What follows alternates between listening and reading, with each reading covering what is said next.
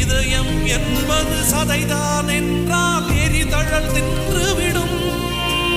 அன்பின் கருவி இதயம் என்றால் சாவை வென்றுவிடும். அன்பே சிவம், அன்பே சிவம் என்போம். அன்பே சிவம், அன்பே சிவம் என்போம். அன்பே சிவம், அன்பே சிவம் என்போம். அன்பே சிவம், அன்பே சிவம் என்போம்.